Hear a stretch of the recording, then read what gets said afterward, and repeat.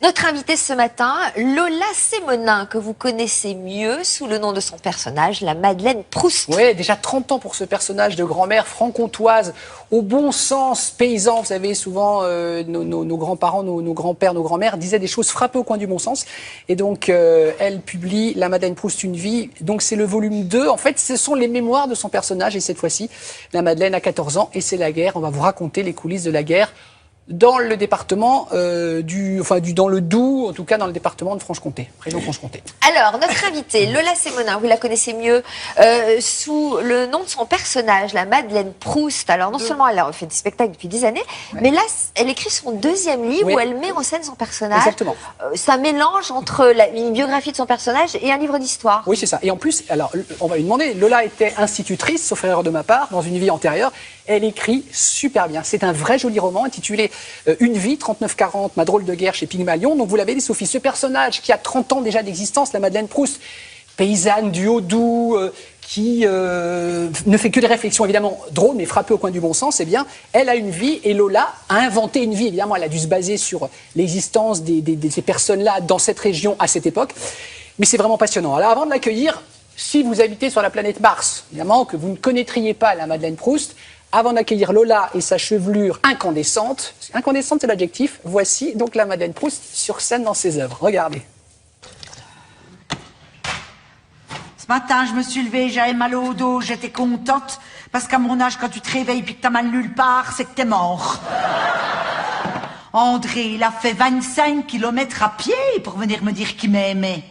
Puis le camel, il fait « Wow, il avait grave la dalle, l'ancien !»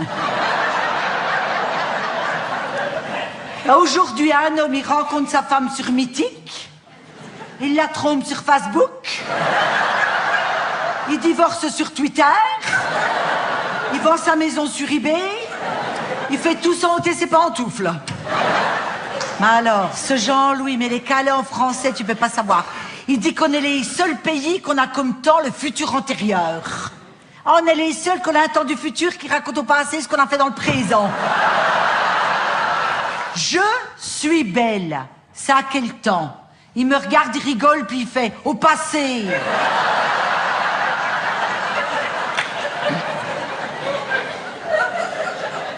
Le voleur a volé une pomme. Où est le sujet? En prison. Elle a toujours eu la même tête ou elle a toujours eu la même tête ou elle vieillit, la Madeleine Proust? Moi, c'est un peu compliqué parce que moi, j'ai quand même vieilli en 30 ans. Ouais.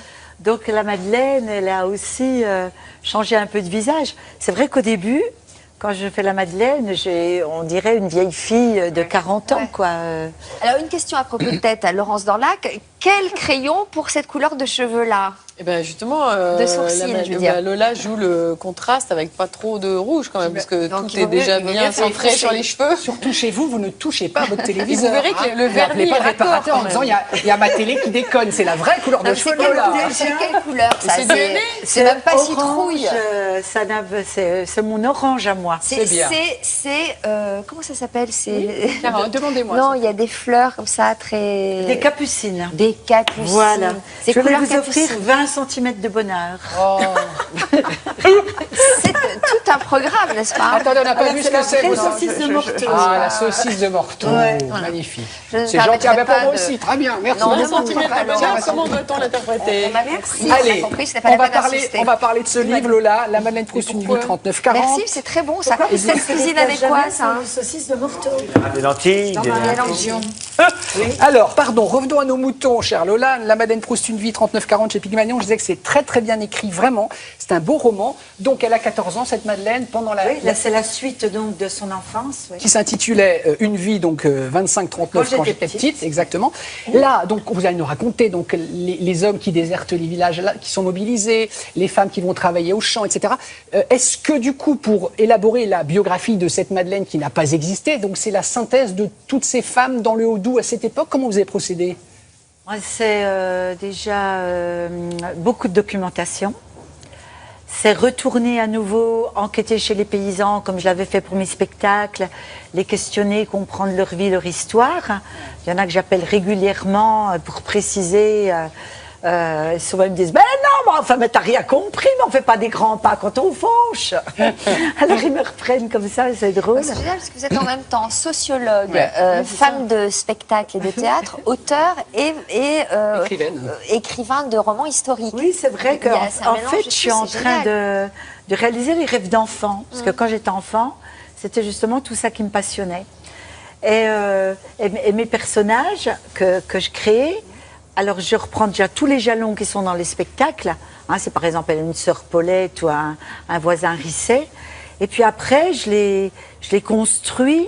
Et puis ce que j'aime, c'est chercher comment ils vont penser le monde, comment ils vont le ressentir, comment ils vont le traverser.